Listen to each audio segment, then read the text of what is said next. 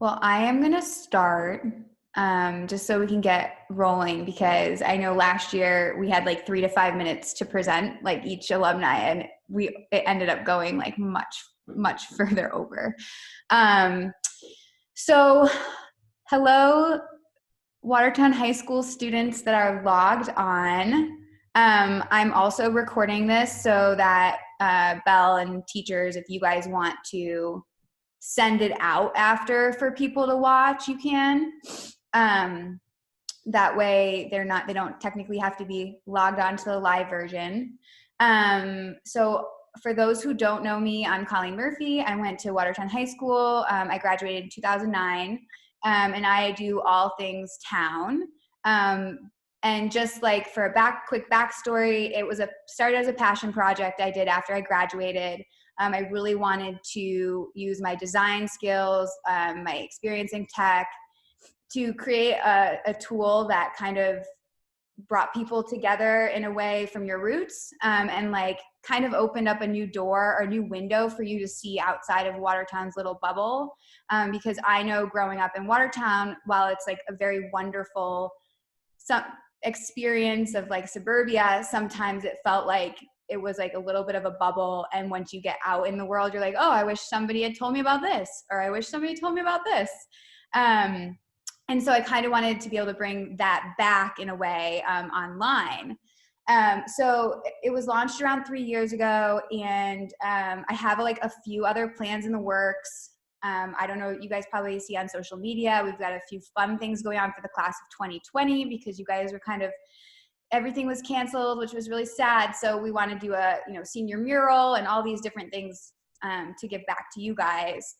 And then additionally, I'm thinking about, let's see how we can use this for other towns. How can, Naugatuck High School have a platform for their alumni?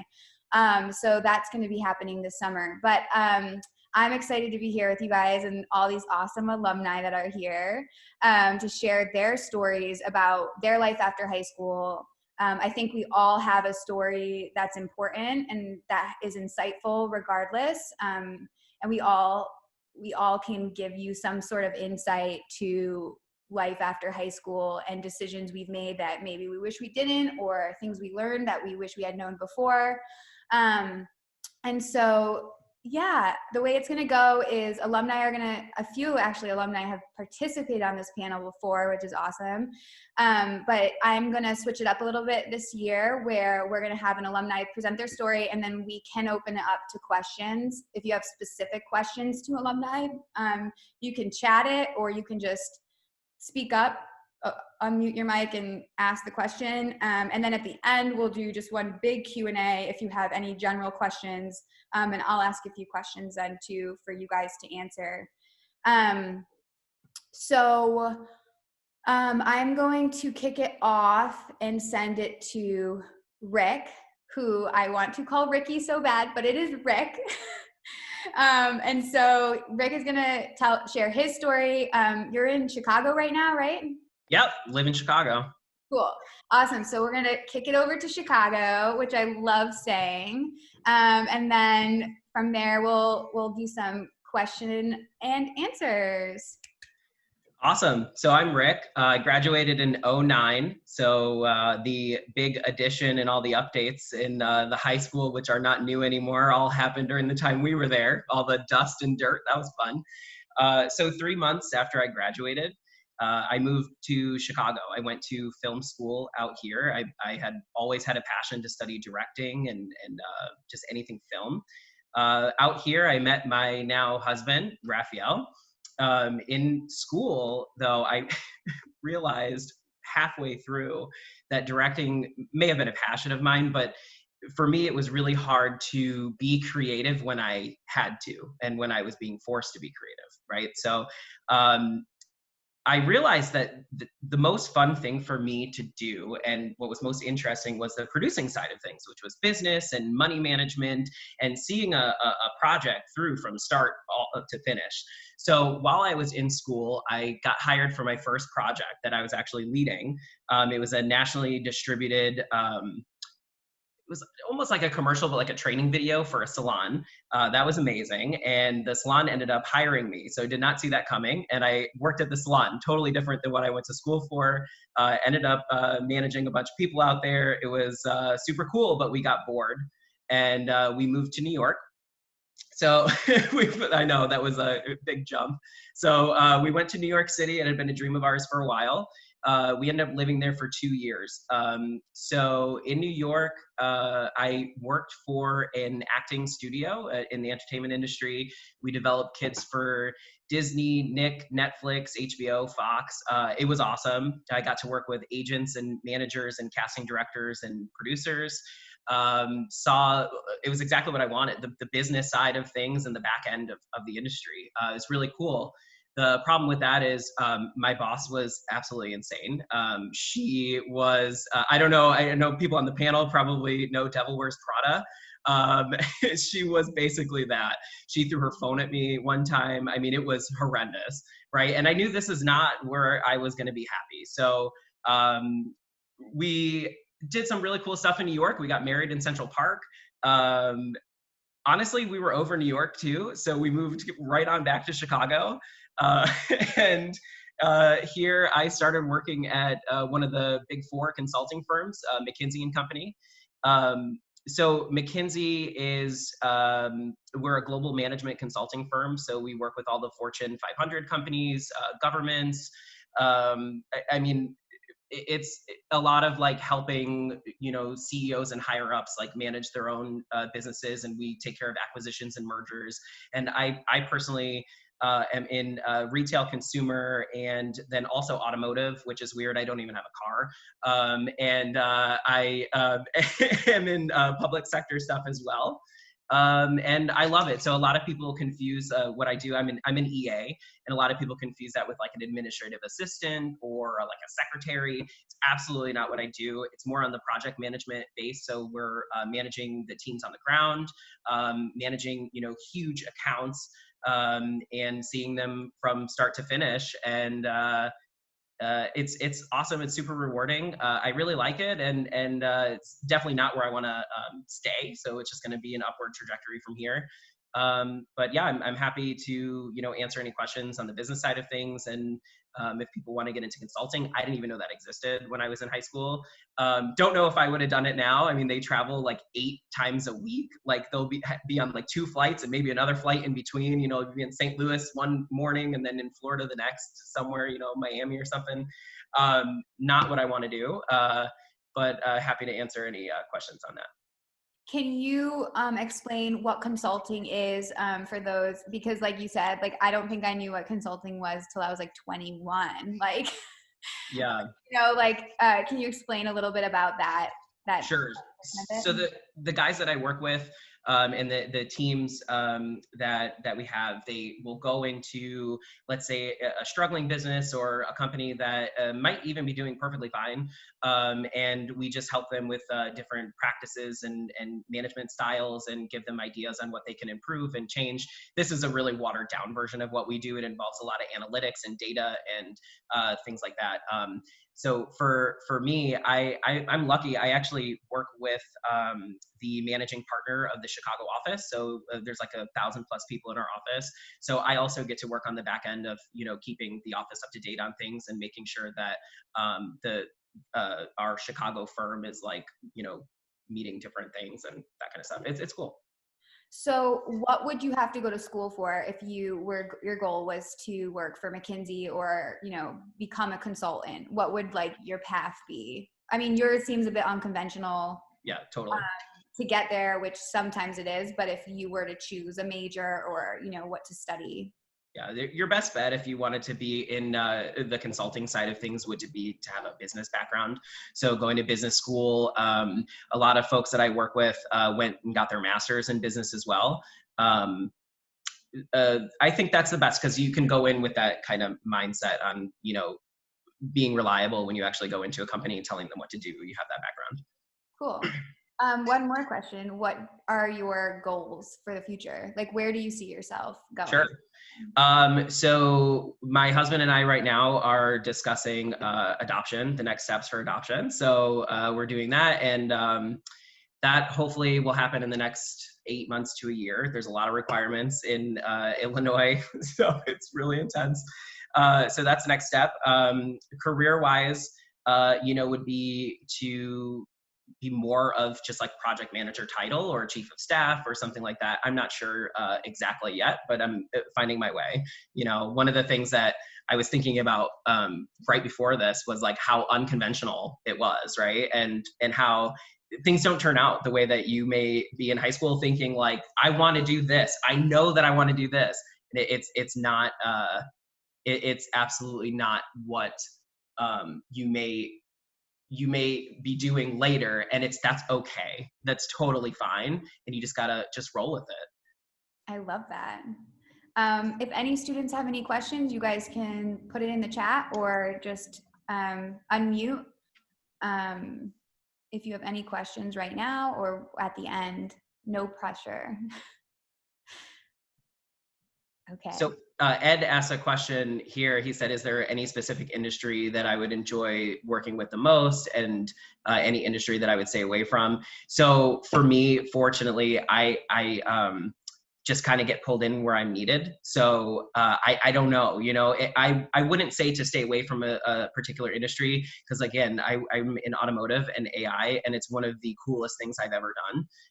And I absolutely love it, but I don't have a car and I don't know anything about cars, right? And so it's just super cool to me to like you kind of get forced into something that you don't understand or aren't familiar with, and it opens up a lot of new doors and opportunities. Cool. I love that. Awesome. Okay, well, we are going to move on next to Olivia. Hi, Olivia. Hi. So I'm gonna let you take it away from here. Sure thing. Hi, everyone. I'm Olivia. I graduated in 2013, and I have a Bachelor of Science in Psychology and a Master of Arts in Clinical Psychology with a dual specialization in cognitive behavioral therapy and child and family interventions.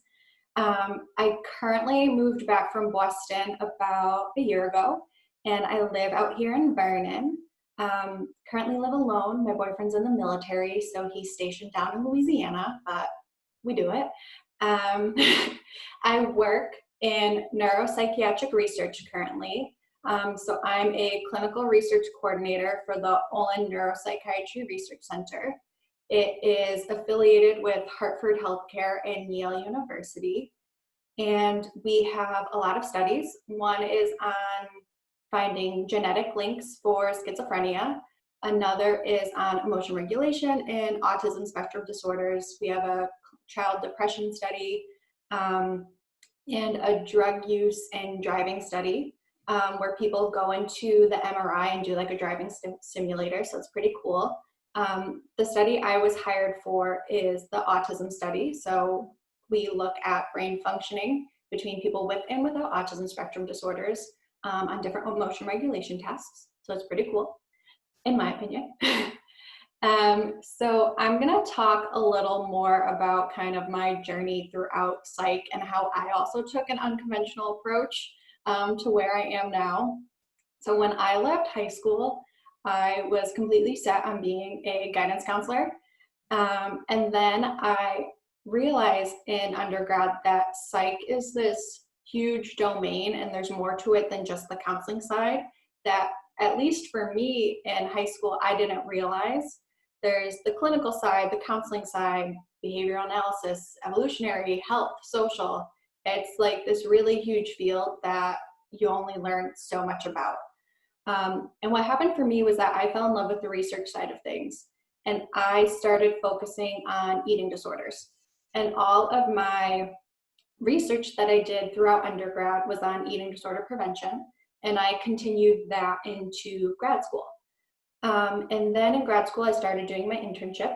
Again, I worked with people with eating disorders. I also treated people with trauma, personality disorders, and suicidal and homicidal ideation. So I had a pretty large spectrum of people who I treated. And this is where things kind of started to change for me, because I realized that I can sit with someone and I can treat them, I can help them, I can be fully present. But I was going home and I was drained emotionally, and it was really starting to impact my well-being. And I don't think that's something that I would have known if I didn't physically like put myself into psych. And that was a really hard thing for me to realize, because I was always so open about being like, I'm going to do eating disorders. It's going to be great.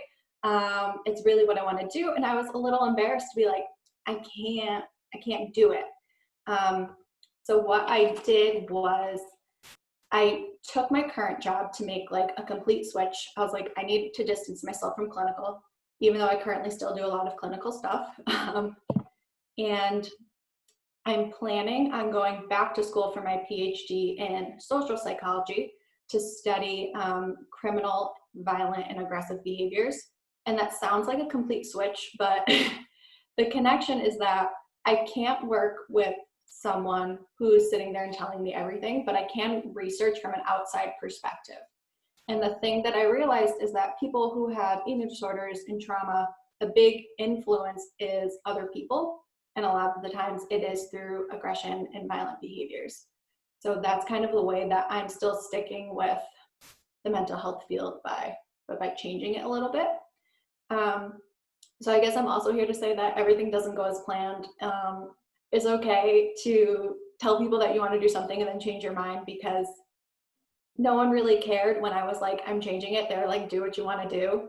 And it's okay to like put yourself first. So yeah. Awesome. Yeah, I feel like they're in everyone's mind, it's like, oh my God, people are going to care so much. And then actually it's like, we're just overthinking it. Yeah, absolutely. Everybody has shifted paths so much. Question for you, just from the psych field, if you can explain a little bit between like clinical and then the research side, like how they're different, if you are going into psychology or, psychology sciences. So they're actually intertwined. A lot of programs focus on doing dual research and dual clinical. And it only really differentiates if you go for an advanced degree, specifically a PhD. So in undergrad, you'll get the research side, the clinical side, the everything side. And the same with master's degrees. It's just when you go to PhDs, you can either get a degree in experimental psychology, which solely focuses on research, or you do a PhD in clinical, which is you're taught as a researcher first with therapy as a second, or you get a PsyD in clinical, which is you focus on being a therapist first and a researcher second. Cool. Yeah. I guess one more question would be like, what is your goal? Where do you see yourself once you accomplish your PhD program? Like, or do you not know yet? You're kind of just rolling with the punches. So my goal is to teach and do research. So I want to get tenure somewhere and be a professor. I don't want to be my own investigator at like a separate research institution. I'd rather do it alongside while I teach. Cool. Awesome. Great. So if any students have any questions, just feel free to chat or speak up if you're like interested in this field, or if you have any extra questions to ask. I know it's a lot of pressure. I'm not scared, I swear. Cool. Okay. We'll save your questions for the end. Awesome. So we are now moving on to Matt. Well, thank you, Olivia. We are moving now on to Matt. How do I say your last name? Matt Frappier. Hi. How are you? Okay. Yeah, I didn't know Colleen. it was Frappier, like very. Yeah. So fun fact, in Watertown, if you pronounce it the right way, people think you're uppity. Ergo, why we just went with Frappier to avoid. So it is Frappier. Yeah, technically. Okay. I have this battle every time I get a new job because they're like, how do we say your name? I'm like, it's Matt Frappier. And they're like, well, it says Matthew. I'm like, you're HR. You have bigger problems to deal with than like the way you pronounce my name. And I know you're trying to be inclusive and non-offensive, but like, let's move on. So like Leah said in the beginning, I'm an 01 graduate. I currently reside in New York City, where I work in public relations. A little bit kind of like on my journey, I graduated in 2001. I enrolled at Iona College, which is a small liberal arts school outside of New York City in Westchester County, so probably like 20 minutes from Midtown Manhattan. What was funny at the time is that I wanted to work in media, I wanted to be a journalist, and I did everything I could to let my parents allow me to like go to school in like the middle of New York. And they were like, absolutely not. It's completely out of the question. I was like, Christina Rinaldi's parents are letting her go. And my mother was like, no. They're like, you're too naive. You're from here. Like, so this is as worldwide as you're going to get for right now. So like, this is the plan. Like you can go as close as possible, but not right inside. So I graduated in 2005. And initially I had gone and I was like, I'm going to be a journalist. I'm going to work in a magazine. I'm going to like change the world. I'm going to like, go to Iraq and write like war stories and all these things. And then I realized like, I actually didn't like that as much, but I liked working in media. So I talked to my advisor and he's like, well, you can go into television, you can do this. And like PR kind of like struck a chord. So I started interning in 2004 and have worked in agency ever since. And my kind of remit has always been consumer and lifestyle and hospitality and those things. But I've had the opportunity to work at both like really large national companies like Edelman, which is a big 5 PR firm that's based out of Chicago, in New York, and also an office of 8 people. Much to Rick's point, like I did have a couple of those like Devil Wears Prada experiences, only instead of getting a phone thrown at me, it was a 3-ring binder. Fun fact. So first rule, always learn how to spot the crazy. But, I've had the opportunity to do a number of really amazing kind of product launches and work with clients that include like Dove, Suave, the Empire State Building, British Airways, Heineken, Virgin Atlantic, Porsche, BMW, Smile Direct Club. Who else am I working with right now? Like it just keeps going, Beachbody, and really work with their management and with their teams to get the word out there and get them in the media and, kind of develop earned coverage. And what's funny is that as I've kind of grown up in this business, I've seen it completely shift and evolve. Because when I started, they were like, you're going to get print, you're going to get print, you're going to get print, New York Times, A1 above the fold, and you would be on the phone all day. Now you're lucky if you can get a text message back from someone and you're fighting to get coverage that's going to go to the top of a Facebook feed. Where when I started working, Facebook was like a thing that college students had, and like you could poke someone and that was advanced as it was. That was it. But, I love what I do, and I have kind of carved out a niche for myself where I specifically work in media relations and brand strategy. So when we first sign a client or when we take over something, I go in and I figure out kind of what their narrative is and what their story is and how we're going to tell it, right? So you kind of pull it apart and you look at all the various kind of ideas and tent poles and moments and things. And now I've just spoken in a lot of marketing jargon that I actually hate. And build out a complete kind of year-long narrative for them. And of course, like that's always going to get hijacked by anything you can possibly imagine. I was with the CEO of British Airways once sitting in the green room at CNBC and Michael Jackson died. And they're like, sorry, you're canceled. I was like, for Michael Jackson? Like literally for Michael Jackson? And now like navigating COVID and trying to cut through the clutter of the news every day is something that we struggle with on a daily basis because I'm in a business that's technically considered superfluous, but necessary. So people are like, how are we going to do this? How are we going to do this? How are we going to do this?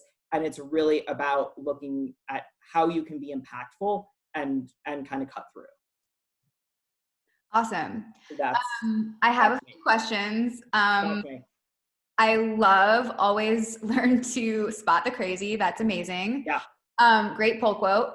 I wonder if you can explain like a project, what would an example project that you work on be? Like, how does it fit into marketing plus the PR of getting okay, totally. So when I worked at Edelman and I was there probably 9 total years of my career, 2 stints, we worked a lot with Unilever, which is a large global company that owns food and healthcare products. And I was in charge of doing all of the brand strategy for the personal care portfolio. So Dove, Doveman, Suave, Axe, Tresemme, Vaseline, and then 2 new brands that we brought to market. So what we would do is sit down with every company has like a brand manager, a brand director, a marketing person, and then they would give you kind of what their kind of remit was for the year, right? So when I worked on Dove, it was the 2.0 version of the campaign for Real Beauty. And we did it with Shonda Rhimes. So we sat down and we said, with the creative agency, how are you going to create this content? And then the PR department, the PR team was like, all right, great. This is how we're going to spin it so we can push the content out. And then earned media, or not, excuse me, not earned media, paid media was like, great, this is where we're going to buy ads so that it aligns with the strategy that paid is, or that earned is doing. And then social is like, great, now that you've figured all this out, here's how we're going to put it on like the 5 social channels that we work with. And collectively, you have something called an IAT, which is an integrated agency team. And you all kind of sit there like the Hunger Games and yell and scream about whose idea is the best. And like collectively come up with these like really impactful ideas. Awesome.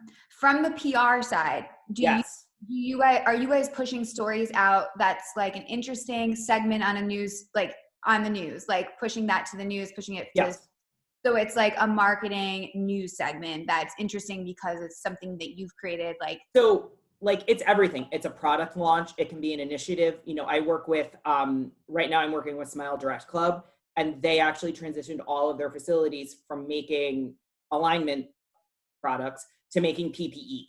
So we were like, great, we have to get this out. People need PPE. Cool. So that becomes like an immediate release that goes out to the news, and it goes to print.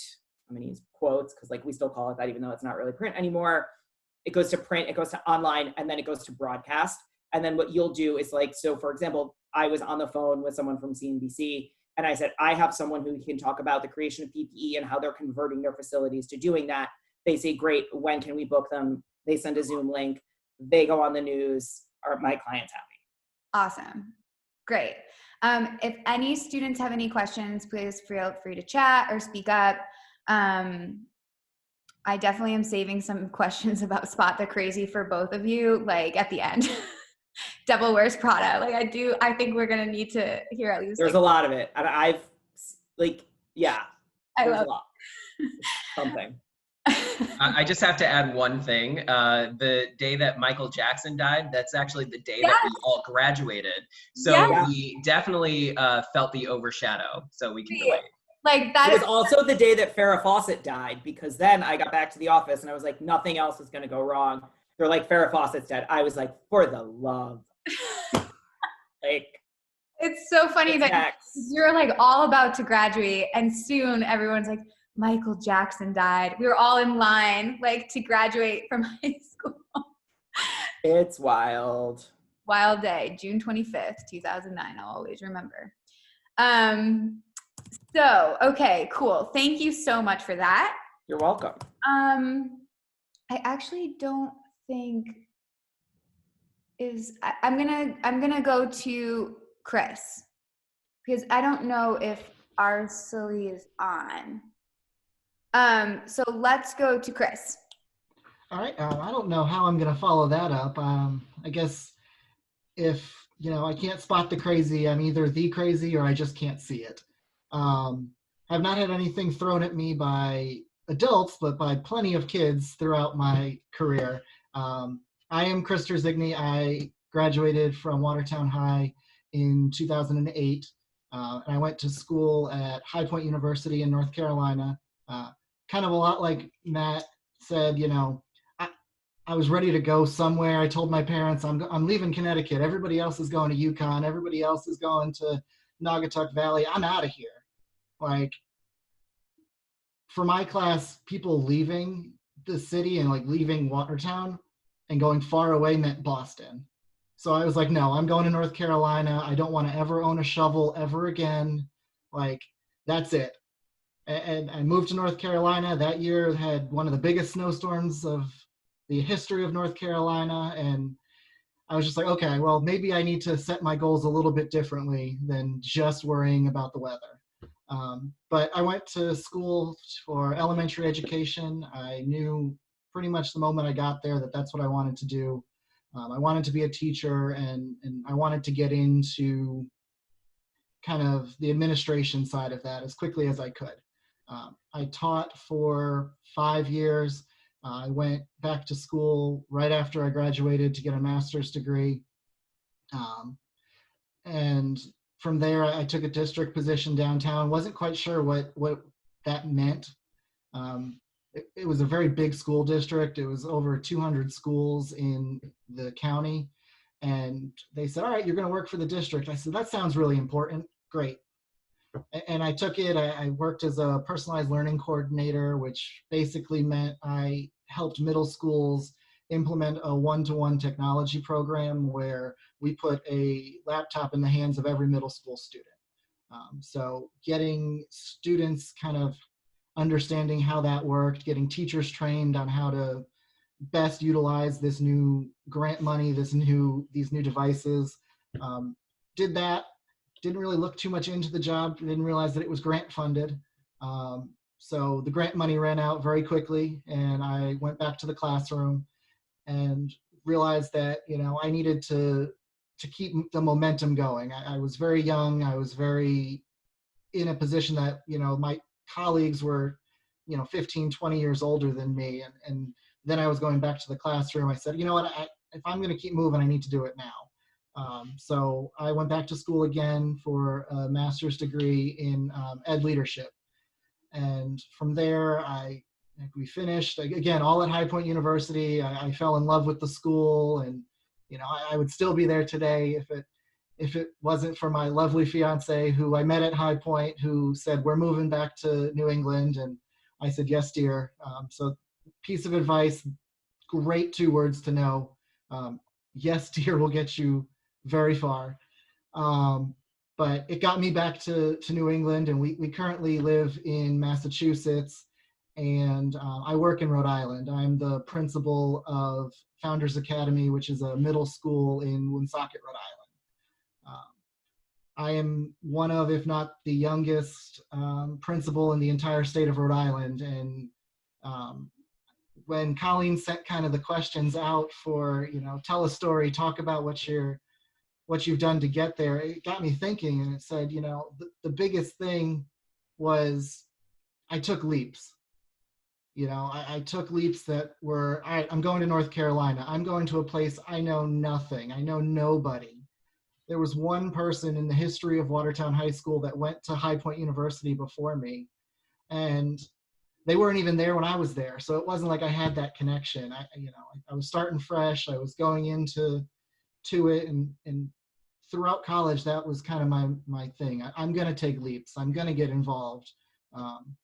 Wasn't much different than high school. I think that Belle can attest to that I was pretty much had my hand in every cookie jar while I was at the high school. And I spread myself too thin, and I still do that. I still kind of am involved in a lot of things, and but it's gotten me to where I am. So I love what I do. I love not so much the day-to-day daily tasks of being a principal, as especially now during COVID. We're doing everything online, and my challenges have changed from before I was breaking up fights to now I'm battling cyberbullying, and still got to figure out how do I keep kids connecting with each other, but I also connect with my teachers, my parents, my students. You take for granted a little bit that I can leave my office and I can walk into the hallway and I can see, a kid, a parent, and a teacher all at once. I can't do that right now. Those little connections that I'm making, the network that I was building while in the building, I have to continue that. I started there in November, and I was the outsider coming in. And for a lot of people, they've never had a principal who is brand new. A lot of the times your principal has been there for 10, 15, 20 years, or has been doing, has been around and has all this experience to build on. I was an assistant principal for 4 months before I became a principal. I have very little experience, but I've learned a lot in the short amount of time. Throw them to the sharks, throw them to the wolves. That's what happened for me. I did 4 months in North Carolina. I moved back to a state that I've never lived in, I've never worked in. I know nothing about the state of Rhode Island and the state of education, but I'm learning as I go. And that's kind of been the big thing is, I got to make sure that I'm always open, but I guess also I need to make sure that there's time for me. Colleen kind of said, make sure you have a story to tell. And And that's kind of the lesson that I wanted to bring it back to is about, I would say about 3 months ago, I suffered from a grand mal seizure, and the seizure was induced by stress. I had spread myself way too thin. I had my hand in, again, in too many cookie jars and was trying to do too much too quick. And this was the second one that I had had. I had had one in North Carolina about 1.5 years ago. And again, it was the same thing. It was because of stress. I wasn't taking care of myself. And, you know, I had to take a step back. The first one, I was like, okay, I got this. And then I fell into those same patterns. And when it happened again, it was like, all right, so now I really need to figure this out.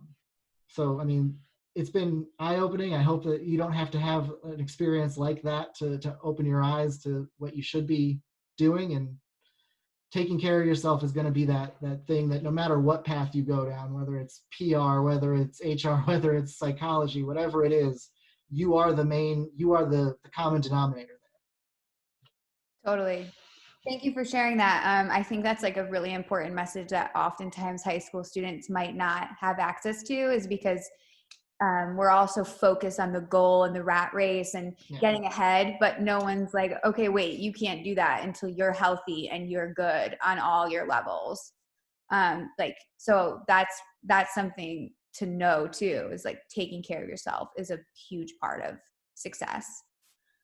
I do have a question about, like, did you have a goal to be a principal? Did you kind of fall into it? Was that like your goal since high school? How did it change on your way? Yeah, no, that was kind of the goal from the beginning. I really liked the idea of not only just teaching in one classroom, but having a school full of kids. So I was a specialist for a little while I was teaching, and I liked being able to teach every kid. And then I realized that as an administrator, I could be teaching kids, but I could also be teaching teachers. So the impact that I was able to make would be bigger given the administrative side of the job. Yep. And what goals do you have for the future? Are you going to take a minute and like just be a principal for a little while? I think that's the plan. It was a sprint to get here, and I think I need to sit here for a little bit. Yeah. I think I need to build some experience and get some years behind me in the role. That's awesome. And what is like the most rewarding part of being a principal for you? I think it's the impact. You see it with, you have a school full of kids.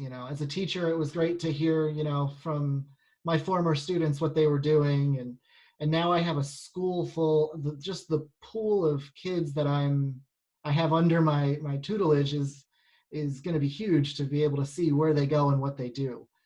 We're an art school, so I've got kids who are focused on culinary arts, theater arts, visual arts, and that's going to be huge. I think that I've got the next line of Broadway. So, Rick, I may be calling on you to manage some of my kids if you get into the agency side of things. But I think that's the biggest thing, is just being able to claim the successes of those that have been at your school.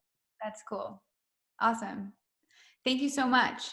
If any students have any questions, again, chat them, speak up. Okay, we're gonna go to Miranda. Hey, awesome. So my name is Miranda Wittmeyer. I graduated in 2009, and I'm 28 now. I live in Woodbury, Connecticut, so I'm still close to town. I'm a sales rep for Varsity Spirit Fashion, which is a cheerleading and dance company. I'm in my office right now. That's why I have a ton of uniforms and stuff behind me. I'm not in a closet. But I also coach at the high school. I coach cheerleading at Watertown High School. So I'm still at the high school a lot. I'm very connected to it. So I was excited to be able to talk to some of you guys and connect with some alumni. So I'm going to take it way back to high school, my freshman year. That's really where it all kind of started and why I am where I am today. So my freshman year, I decided I was going to try out for cheerleading. So backstory on that, my parents required me to play a sport growing up, and cheerleading wasn't considered a sport. So I always had like this desire to try cheerleading, but I ended up playing soccer my entire life. Probably 9 years. I got to high school and I was all set. I I was good at soccer. I mean, I liked it, but I was all set after 9 years of playing soccer. So my parents were like, okay, find another sport to play. So my freshman year of high school, I tried out for every fall sport. I don't know how in field hockey you flip the stick over and use only one side of the stick, but I tried. I don't know how I did it. I don't even know how I got through tryouts for some of these things, but I did it. And I didn't like anything. I was like, I begged my parents, let me try out for cheerleading. Just let me do it. So they finally gave in. They let me try out. I had to work really hard because I had no cheerleading experience, and now I'm a freshman in high school. But I ended up making team. So I ended up cheering for Waterson High School for 4 years, all 4 years, and then I ended up playing tennis in the spring. And my senior year, I was an all-NVL cheerleader and captain of the team. So I worked really hard. It was something that I've always wanted to do. And I encourage you, if you are an underclassman or if you're a senior who's graduating and going to college and you think you might want to be doing something or you might want to try out for a sport, do it. You know, like you might hate it, but try it. You might not make the team, but maybe make the team the next year.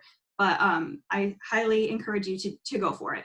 But so back to high school. So after I graduated high school, I went to University of Rhode Island. I majored in wildlife and conservation biology. I thought I was going to do research. I was going to go on cool trips. I was going to travel the rainforest. So cool. Well, I learned quickly that 1, I didn't really like biology, which was my major, and 2, I wasn't good at it. And I don't know if I didn't like it because I wasn't good at it. I mean, I did well throughout high school, but not wildlife conservation biology, that's for sure. So, and on top of that, I really didn't like the college that I went to. So I had a serious freshman year. It was tough. But I stuck it out for the whole year, and then I decided to go to Central. So I transferred to Central. Still didn't really know what I was going to be doing. I didn't have like this strong desire to do one thing, that one dream job. So I decided to major in management and organization because I felt like I had leadership skills. It was a major that you can kind of apply to anything. So I went with that. So I got my bachelor's degree in management and organization. And as I was finishing up college, I started applying to different places. So different positions, I was interviewing for them. They were fine. I mean, there was nothing that I was like super, super excited about. It was going to be a job, but I wanted to have a job after I graduated. So I actually got a message from my high school cheerleading coach with this position for Varsity Spirit Fashion. She's like, hey, check this out. You know, I think you'd be great at it. So meanwhile, I had stayed connected with my coaches from high school all through college. And then with being at Central, I was able to drive home to town and stop by practices, volunteer here and there. So I always stayed connected with cheerleading through college, even though I didn't cheer in college. Side note, I also wish I cheered in college. So if you are going to college, try out for the sport. But so I applied for the position and I ended up getting that position. So I had been working at Varsity Spirit Fashion since I graduated. And so now I've been with the company for a little over 6 years. My day-to-day looks like meeting with teams, cheer and dance teams, designing apparel. So anything from uniforms, costumes, warm-ups, practice wear. We get to set up skill camps for them so that they can be instructed and learn choreography. And this is my office, so I work from home during the day. And so with working from home, you definitely have to be able to manage your time, and cheerleading has taught me a lot about time management. So that played a big role in me being able to do this position. But it's something different every day because I get to work with like the teeny tiny Pop Warner cheerleaders where it's their first time ever cheerleading in their life, which is so cute. And then I get to work with really well-known programs like UConn. So something different every day keeps it exciting, but it's something that I would have never been here if I didn't take the chance to try out in high school. Literally, I wouldn't be here doing this job. So it's pretty crazy. And I wouldn't be coaching at the high school. So after I graduated college, I became an assistant coach, and I got to coach with my coaches who coached me in high school, which was really cool. So I got to learn from them on the other side of things. And then a few years ago, I took over as a head coach. So I'm in the school a lot. Cheerleading had a very big impact on me. My coaches had a very big impact on me and who I am today. the lessons that I've learned with cheerleading. Like, that is why I'm here. That's why I want to talk with all of you. So I love about town. It's just staying connected with your roots and giving back to this community that we have. So Awesome. So I have a question about like where you see yourself going. Like, do you have any immediate goals about where you want to go with your career? So right now I'm kind of in the middle of a few different things. And to kind of touch on what Chris had said about really taking care of yourself, that is something that the past year or so that I've really been focusing on, because it's so true. We're all talking about like our careers right now, but if you're not healthy physically and mentally, nothing else matters, and you're not going to achieve any goals that you set for yourself. So you have to make sure that you're putting yourself first. So I actually recently have a little side business. I'm a health and fitness mentor. So I've been doing that and kind of growing a love for that, which I never expected for myself. And then with Varsity, I have been able to do a lot of like social media and testing out different technologies that we use. And so that has kind of sparked an interest in an area I didn't know that I had either. So I'm on my journey. I'm learning new things about myself. And I think that will all play into where I go next. So you're always learning something new. That's awesome. Great. That I feel like, again, the message of taking care of yourself and then also do something new is so important, even if it feels out of your comfort zone. I can attest that I have known Miranda for a very long time, and I remember when you tried out for cheerleading. And I remember when you played soccer and you really didn't love playing soccer. Like, Mom, do I have to go? Yeah, sometimes parents, like, I mean, I love parents, but sometimes they're not always right. Don't tell them I said that. Don't tell any parents I said that. But yeah, cool. Awesome. Okay, so thank you so much, Miranda. If students have any questions, obviously when you're back in school, say hi to Miranda in the hallways. See me, say hi. I don't know if there's any cheerleaders on, but I don't know. And then if you guys have any questions, students, chat them or say something. All right. We're gonna go to April. Hello, everybody. I'm probably one of the oldest on the panel. I graduated in 1986, and Colleen, I am a parent. I know. I was like, oh crap. April was like, my son might be in the background. I was like, oh no. I love parents. But, and here he comes. I'm the kitty. All right, go away. Please. So anyways, when I graduated, when I graduated, I wanted to go to Waterbury State Tech, which is now Naugatuck Valley. I didn't really know what I wanted to do. I was very much into math and science, which really back then was not a female thing. I had told my parents, like Colleen, you said parents aren't always correct. But I wanted to go in the Air Force. I got into Waterbury State Tech, and then I got a job working at a bank. I started my bachelor's degree at University of New Haven, and then the bank closed. I was working in the computer room. The bank closed, and at that point, now, Chris, you were talking about overstretching yourself. I was going to school full-time in New Haven, working in Newtown, and living in Waterbury. So we're talking probably about 4 hours of sleep a night, if that.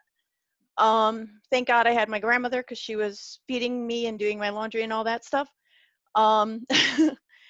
Then I got an internship at Sikorsky Aircraft, which was close enough to working, I wasn't in the military, but I was working with the military. And then I graduated in 1992, which you guys were still probably all very young. And I got a direct job at Sikorsky. And I also have my master's, which Sikorsky did pay for. This is before we became Lockheed Martin, which is a whole new wave of things, shall we say. Sikorsky's was very blue collar manufacturing company. I have done software there. I have done different levels of testing. I have never gone on an aircraft, believe it or not. I am now a avionics lead, and for you guys who are in the environment with leading people, I heard yesterday they had a Memorial Day presentation, and they had one of the commanders from the Black Hawk Down adventure, and an adventure I'm putting in quotes. He talked about when you one of you guys had mentioned that you got hit by something in one of your meetings. He was talking about when you lead, you don't lead with anger or strength. You lead with love.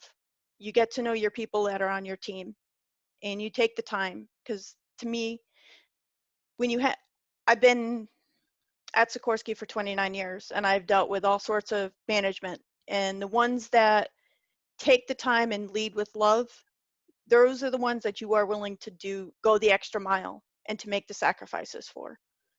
And they will do the same thing for you.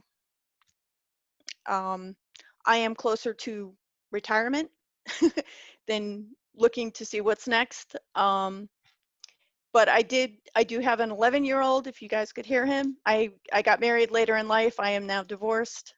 And so I am working at home and homeschooling at the same time. So that is my story. Thank you so much, April. I guess I have a few questions about working at Sikorsky in general. Would you say that right now, a lot of us are kind of jumping from job to job. Miranda, you had your job for so long, but I know a lot of my peers haven't really found their niche yet. Mm-hmm. How was it when you knew that you found your niche, that was the place you really wanted to stay and devote your time to? I think, back in 1986, women were not the thing. My father he was 4 years in the Air Force. He was also a crossing guard. For any of you guys that went to Judson, he was a crossing guard at Judson. No way. My maiden name is Burns. Did he cross the street? Did he cross Hamilton? He crossed right where the parents drove in. Ah, okay. So he passed away last April. So I've always stayed in Connecticut. I haven't had the opportunity to move out to Chicago or North Carolina or Rhode Island even. But I've lived in Hamden, West Haven, pretty Newtown, multiple parts of Connecticut, and I'm back in Watertown. Cool. So, and then, but I don't know if I answered your question. I apologize. It's okay.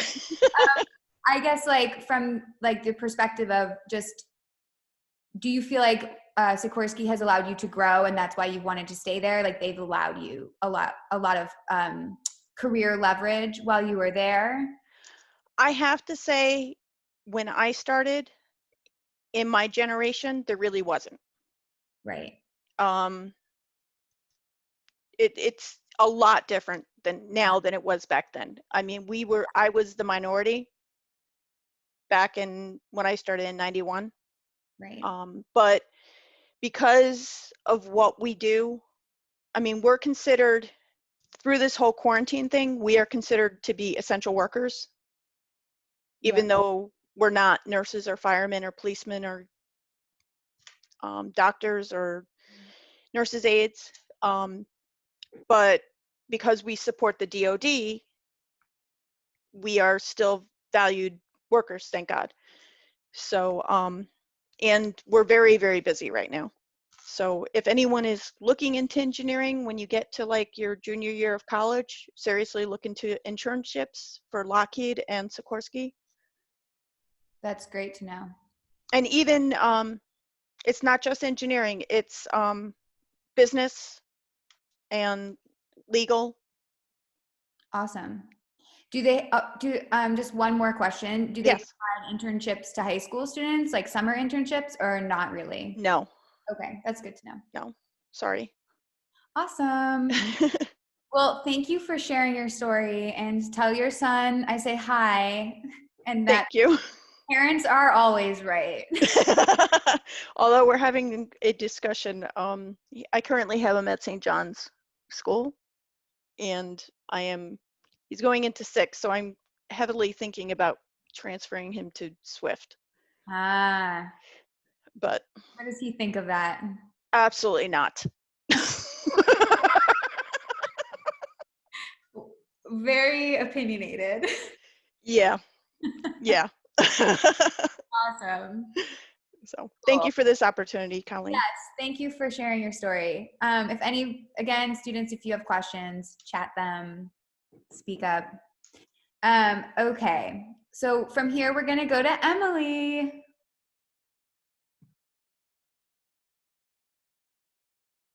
Oh shoot, Emily, we cannot hear you.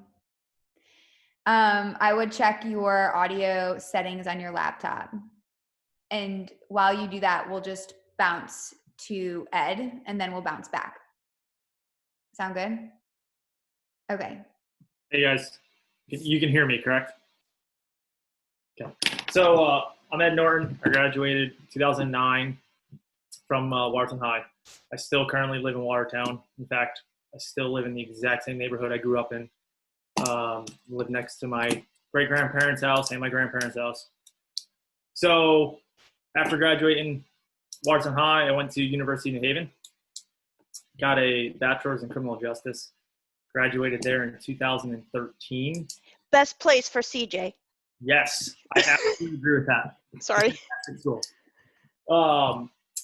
I've always wanted to go into law enforcement since I was a little kid. Never changed. I'm actually 4th generation law enforcement in my family. Except I didn't really know what I wanted to do with it 100%. I just knew I had to get a job in law enforcement.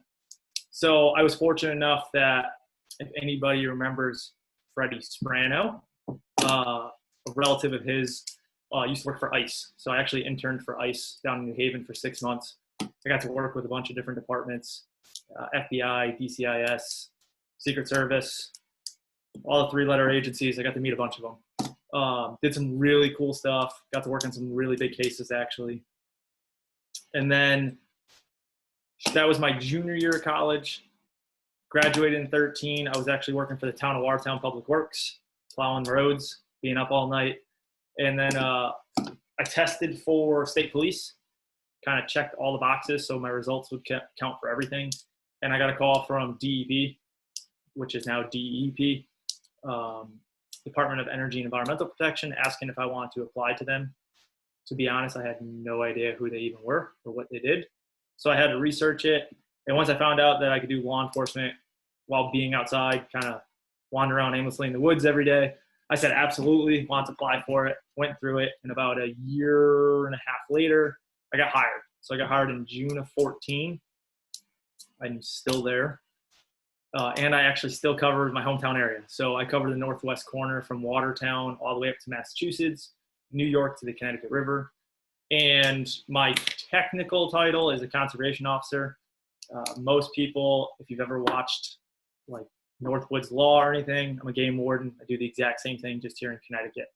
So I'm responsible for doing any of the outdoor recreation stuff, hunting, fishing, boating, ATVs, dirt bikes, you kind of name it, we do it. I'm still fully sworn state police powers, so I can do DUIs and everything like that. We just don't focus our attentions on that. I have done some really different things with them throughout the years. I've been fortunate enough in a very short amount of time to get on a lot of different teams, a lot of different training.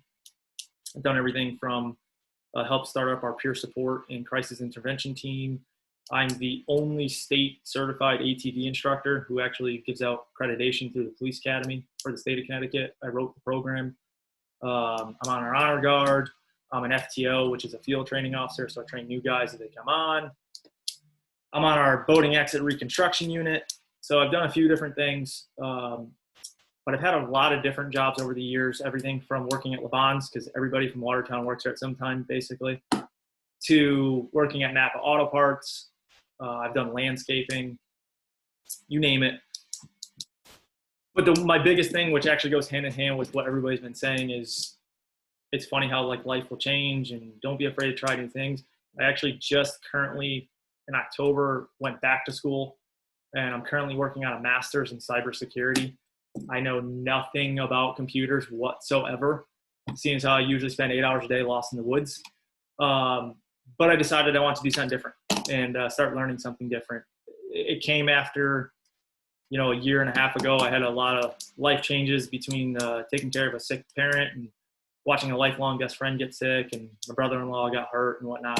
So I just decided I want to change something later on in life. So I'm doing it now. My biggest piece of advice to you is to not be afraid to try different things, and also like use your connections. Don't abuse them, but if you know people, take them up on it. I've been extremely fortunate that throughout my years, I've got to go to DC. I've had private tours of the Capitol, the Pentagon. Like I said, I've got to work with a bunch of different agencies. I've got to go to Germany because my girlfriend, she works for a company who's based out there. So I got to go there for a week. Just use them. Don't be afraid, especially if people offer, and reach out, help others if you can. So there you go. Ed, so when you said you're getting your master's in cybersecurity, do you have like any specific goals in the future that you want to use your master's for? Are you going to shift into that realm, or are you still, what's that look like for you? So I still love my job that I currently have. I have a lot of fun getting to play with animals, to be completely honest with you. Anything from bear cubs to bald eagles. I mean, okay, can we just talk about that for a second? Yes. Because I know your photo of you with this owl, like, how do you get like a call and it's like, can you rescue this owl or something? Like, yeah, especially this time of the year because it's breeding season. So we'll constantly get called for animals that are hurt. They got struck by a car. They got stuck, in fishing line or something. I've done some very interesting things to get to animals.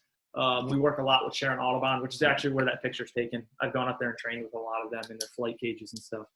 But yeah, sometimes it's calls. Otherwise, it's my dispatch getting calls or emails and stuff.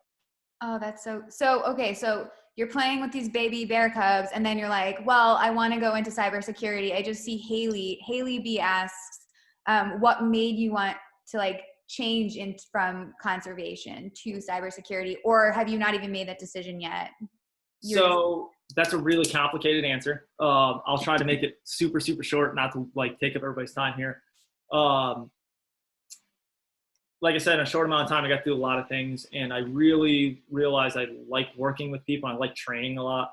I like to instruct. I'm an instructor for a bunch of different things for the department. I have been for about 3 years, which is the minimum amount of time you need for the department to become an instructor.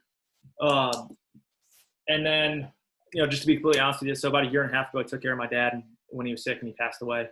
And then my lifelong best friend, I'm sure everybody remembers Anthony because we still hang out every day. He got diagnosed with MS, which he's pretty open about. And then my brother-in-law got paralyzed from the chest down.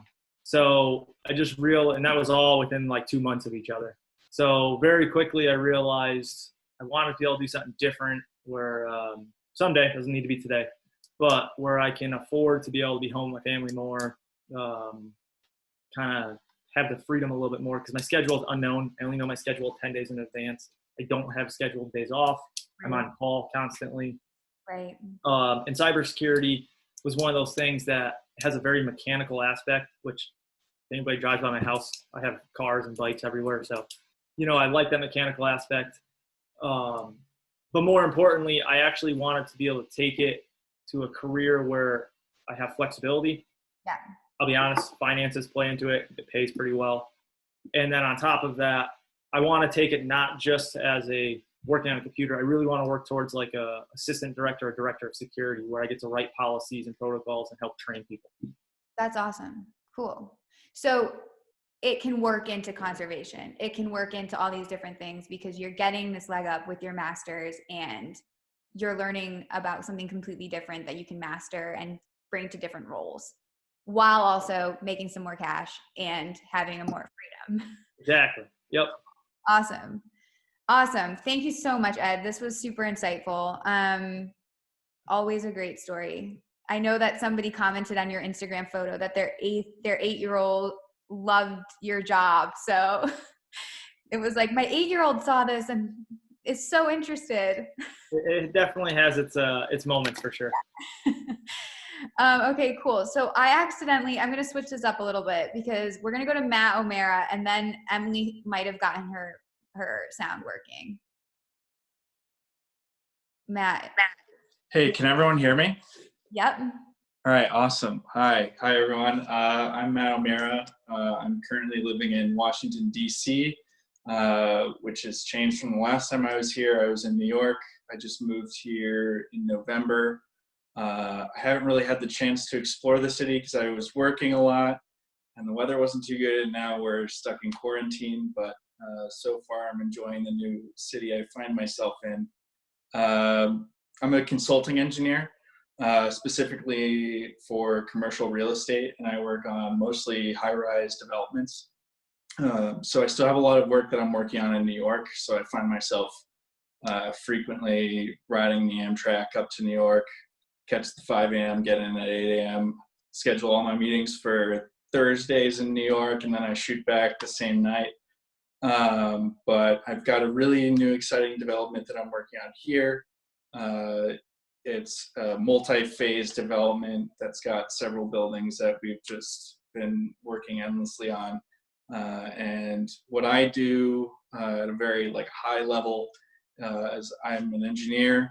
So we basically work with developers and the construction managers to basically work all the kinks out of developments and construction and design. We go through everything from costs to the very minute technical aspects. So we basically work on everything as long as we're paid for it. There's a price for everything. So how I got here has been interesting. I studied mechanical engineering at Manhattan College in Riverdale, New York. So I am familiar with Iona. That is our rival, especially in basketball. So that's cool to see someone else who went there. It's exciting. So engineering was really tough. And in high school, I didn't have the best work ethic. I didn't really take work seriously, and I made it by the skin of my teeth.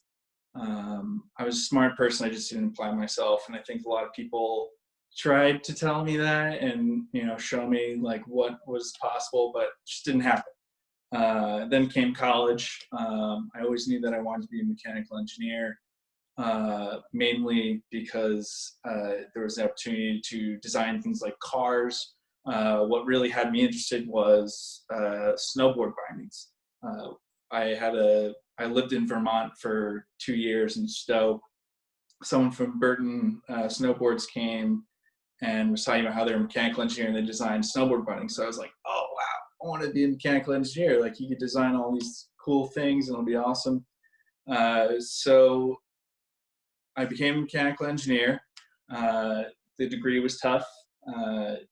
There's a lot of work to be done, and I learned that over those 4 years I was there. And I learned a new work ethic, and I learned that learning was fun, and I started to become more excited about what I was doing, and I learned how to manage time. And I think especially for engineering, finding that balance was also really important, because a lot of my friends who were also becoming engineers and fellow classmates were just spending all of their time doing work and not much else. And then, that's where you find yourself getting packed into the engineers are weird and, aren't able to talk and interact with people. So, I also found it important to have a lot of a social life and, balance the schoolwork and learning with the fun and networking. So if you are looking to going into engineering, just know that it is very, very challenging and will take up a lot of your time, but there is a way to maintain the social aspect of your life, especially in college. I think it's very important, and can be just as valuable as what you learn in your degree. So always remember, from here on out, we're networking. This is a network, and it's very important because you have people that are sharing their experiences with all of you. And as you've probably heard several times, hindsight is 20/20. So for you guys to be able to get our input on what we wish we had done differently is pretty cool. So we like that you guys are taking advantage of this kind of stuff. So moving on, networking has been really important, and I've been doing consulting engineering for about 4 years now. With that being said, I'm going to be moving on into the construction management aspect, and I will be going back for my master's at Georgetown in fall 2021. So I'm going to be getting my master's in real estate, specifically in real estate development. So I'm going to be shifting more from the technical aspect to the real estate development and investment side. So that's going to be exciting. And I think, a really important thing for everyone to realize is that, you got to push yourself. And, coming from where I was to where I am now, and like the varying work ethics and all that kind of stuff, I've learned that it's really important to learn and really important to push yourself and do things that you probably would have never thought that you'd be doing. I think fear was a really big thing that held me back, especially in high school and the beginning of college. I hated presentations. A lot of people don't know this about me, but I was a twin. So my twin, was the more outgoing one, and I was kind of like, oh yeah, Will, these are your friends. They're my new friends now too. Perfect. This is good. I didn't really have to do any work. We went to different high schools. I went to Watertown High School. He went to TAPS. So that was kind of like my breakaway point, but I didn't really get into full stride of being on my own until college. So, I started pushing myself a little bit more. I didn't like doing presentations, but when I finally got into a place where I was like, I'm going to do presentations. I'm going to start talking to people. I'm going to start putting myself out there and pushing myself a little bit more. The anxiety was unbearable. You got that endless pit in your stomach that you want to like throw up or scream. But then once you're finally doing it, you're like, yeah, that wasn't too bad. So then you finally, adjust and get used to it and keep moving on. This is a high pressure environment and industry where I'm at. We work a lot. I think we've got normally 2 to 5 years. You put in the work and you work really hard. I've had 60 to 80 hour weeks. In New York here, there's a little bit better of a work-life balance, but it's been interesting. And one of the newest things I'm finding out is that, mistakes will be made. And what I'm trying to stick with is, making mistakes is a human thing. Everyone's going to do it, but the goal is to make that mistake once. Use it as a building block, and keep moving on, and don't let that mistake hack you down to nothing. Use it to build you up, and only try to make that mistake once. And if it happens again, it happens, but try to really take those mistakes as a learning experience and move forward.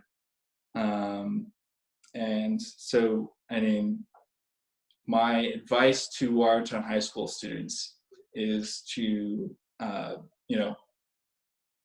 if you have some fears, it's normal and that's okay, but just push yourself a little bit. Be scared, and you will find yourself in places that you never would have imagined. Another important thing is that the financial aspect of all this, especially with education, you're making a major investment. And I think it's something that, you don't really get talked to about as much in high school. but a really important thing is for you guys to do a little bit of research, understand what the return on your investment is. So whether that be, how much your school costs or how you're paying for it, to what you expect to be doing afterwards, just kind of start introducing yourself to what your future holds for you, and financially that's all important. So just look into all that before you make these large decisions, and it'll all pay off. Yeah, that's about it. Awesome. I mean, so I just want to let everyone know that Matt has been on the panel every single year since this started. So he just covered everything, everything. He knew the questions I would ask. He knew. So he just covered about everything that was. Sorry. No, it was perfect. I don't even have to. You covered your goals. You covered your advice. You covered your everything. So awesome. Thank you so much. Yeah, sorry. I normally I can blabber on about one thing, so I kind of outlined it all. It's great. Yeah. So Matt is like a vet on the alumni panel, which is awesome. So thank you so much. If anybody has any questions for Matt, just let me know. You can even also, everybody, students, by the way, if you have questions you want to just direct message, you can do that here on Zoom too. If you just want to direct message. Okay, so we're gonna go to Emily if her sound's working. It's not working. Okay, you have some time to figure it out. I'm gonna shoot. Okay, Google. Can she call in with her phone? Oh, try calling in with your phone. That might work. Ed, could this be a cybersecurity issue?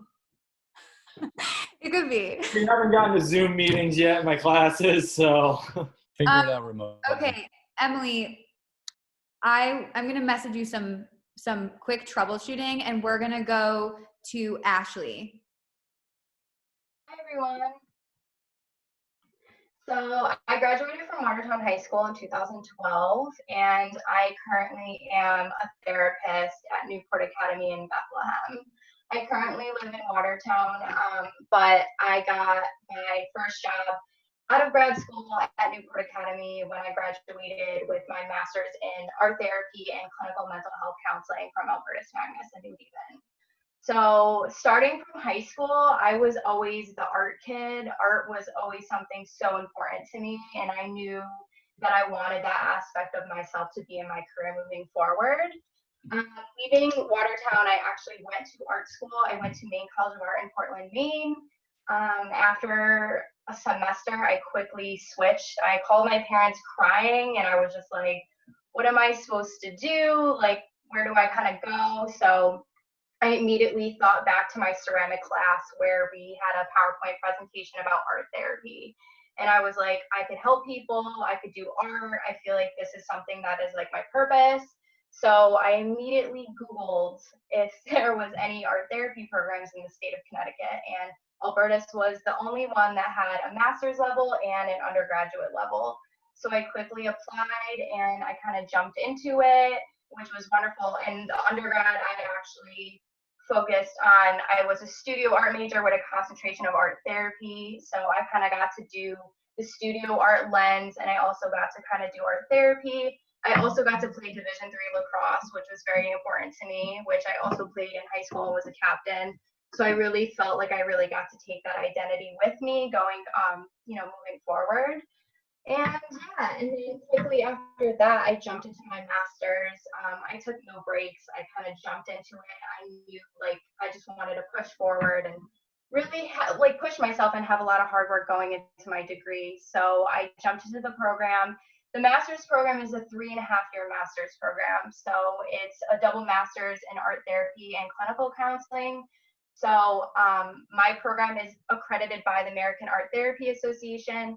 So I am eligible to get my LPC, which is to be a licensed counselor in the state of Connecticut. So currently right now I have my associate licensure, and I'm going to be taking my board certification in the fall. And then also I'm going to have my ATR, which is a registered art therapist in the state of Connecticut. I will also have that towards the end of the month. So been kind of working really hard on that. And, you know, in graduate school, it was really hard. There was a lot going on, you know, doing internships, doing practicums. I balanced 4 internships in my master's. I went from Oak Hill. I was the art therapist there for intellectual disabilities. That was kind of state run with like DCF. I also worked at the Liver Cancer Center in Waterbury, working alongside in groups with people with cancer, with all different types of cancer, all different ages. I also worked at Yale New Haven Children's Hospital, working on the Arts for Healing program on the Child Life Unit. I would do art therapy bedside with kids with like low blood counts, like low cell counts. And then I did private practice. I went into Bridgeport and I did private practice. I also worked as a case manager there, you know, doing like WIC programs, food stamps. I kind of worked alongside that, and also doing the therapy component. So it's been, I did a lot of work, but I felt like I really wanted my resume to be filled with tons of experience. And I really wanted, you know, anything that was going to be thrown at me in the field, I really just wanted to be prepared and kind of take it full on. I really wanted to be a very well-rounded individual when it came to applying for jobs, and I really wanted to be that person that stood out. I have a very big personality, and I really like to connect with people on a very, you know, emotional level, and I really think that I really wanted that piece to stand out. So yeah, and then what I do at Newport Academy is, so I went into the position, I am a milieu therapist, which is a crisis therapist. So I usually work like noon to night, so I'm like second shift, third shift almost. So I go into heavy crises that happen on campus. So we deal with teenage girls from 12 to 20 that have a variety of mental health issues. So eating disorders, substance abuses, you know, heavy trauma, mood disorders, things like that. And we kind of have them split up into pods, you know, 8 girls to a pod by, you know, co-occurring disorders, things like that. And I'm kind of called into any crises that happen that are clinical. It could be anything from AWOLing, so girls will run off campus. I got my running shoes, I'm ready to go with them, trying to convince them to come back to campus. I'm kind of dealing with tons of things like that. Girls with panic attacks, you know, they're having like dissociative disorders, are kind of zoned out. How can I get them grounded, like back to kind of identifying everything around them? And I also do art therapy with the eating disorder pods on campus. My supervisor is the head individual therapist, and she also graduated from my master's program. So again, networking is so key. She supervises me, and I have such a wonderful connection with the girls doing eating disorder kind of stuff. And then I'm currently in the role of moving into a recovery counselor. So recovery counselors are part of a treatment team for the girls. So I'm going to be assigned to a substance disorder pod, and I have an individual therapist and family therapist that I work on with, and we do like relapse prevention. I do DBT-based groups, so tons of things like that. And we do individual sessions. I meet with them twice a week. So I kind of cover every position at Newport. I do everything right now, and I'm working really hard because I really want to be an individual therapist. That's my goal. And yeah, that's pretty much my story. Awesome. Thank you so much. I have one quick question. We're going to go over 2:30 just so everyone knows, but I put 3 o'clock on because I knew this would go a little bit over. But so like from your perspective, did you always, you knew you wanted to be in art, and do you feel like that decision you made was like really exact, like do you feel like exactly what you want to be doing right now that your goals have shifted? So like, can you talk about that a little bit?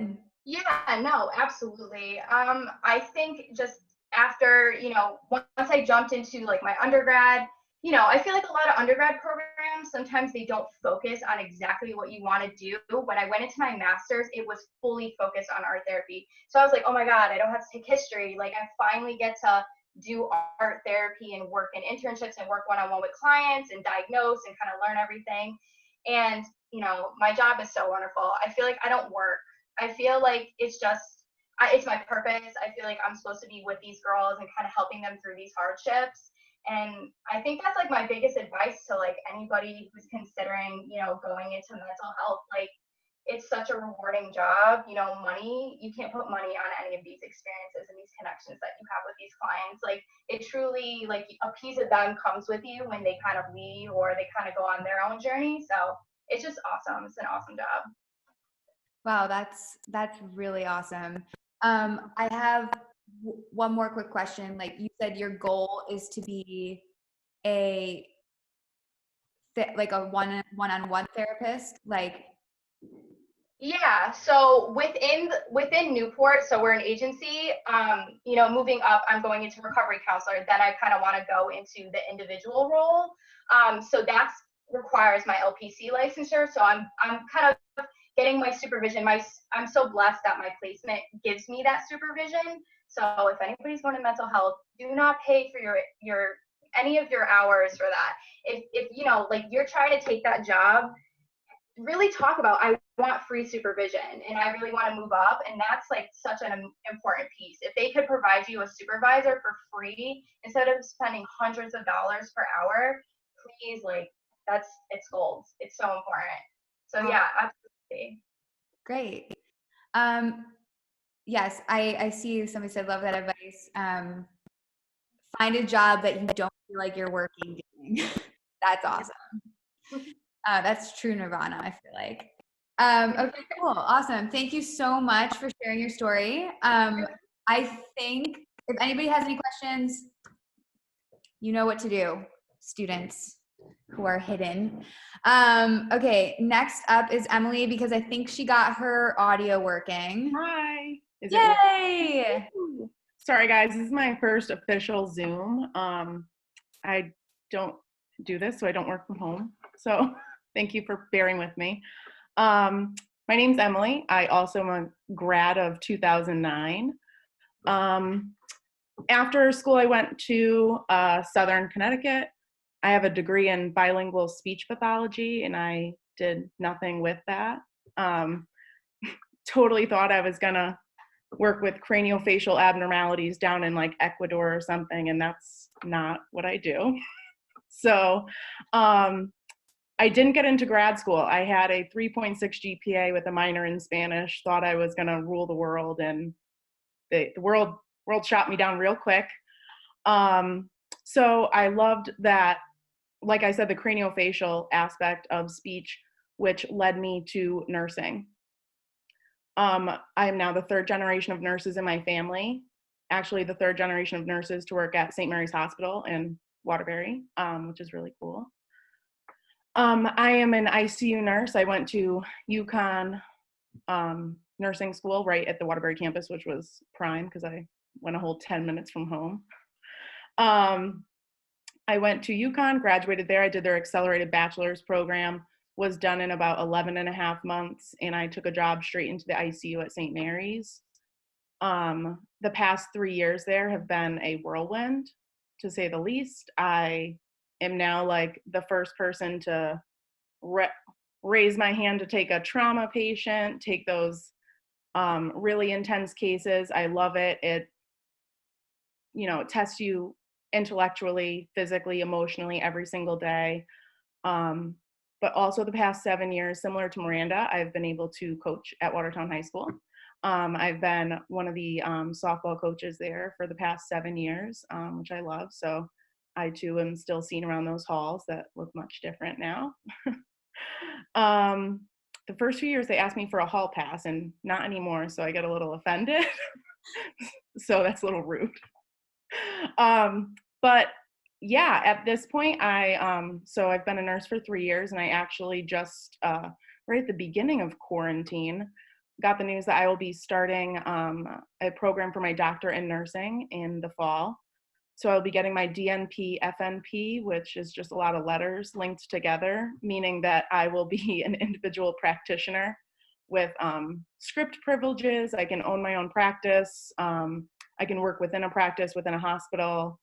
But at my current moment, which I know a lot of people have touched on, they, things can change. But currently, what I would like to do with my doctorate is to open a school-based health clinic in the inner cities.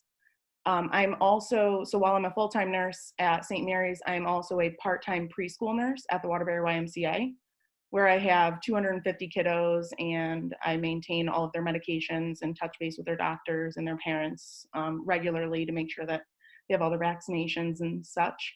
But I see a gap in the system there, which is really unfortunate that, it might just be a transportation issue. It might be a financial issue. So with a school-based health clinic, we can, help alleviate some of that need to drive to go get a prescription for a strep throat or things like that. So that's my plan. That's what I'm doing now. Quarantine has been wild. Thank you guys for flattening the curve. Things have been pretty weird at work. I don't know, I'm tired of wearing masks, so. Yeah, Emily, if you want to just speak on that a little bit, like seeing St. Mary's during the past 2 months, and how your job and responsibilities amped up. Yeah, for sure. So initially, I know this is going to come off really poorly, but when they said no family visitors, we were like, yes, like we can focus on our job, and that was great. But now we get phone calls 24/7, which is really, it's a lot, because we have gone from, in our ICU, we can have 36 beds.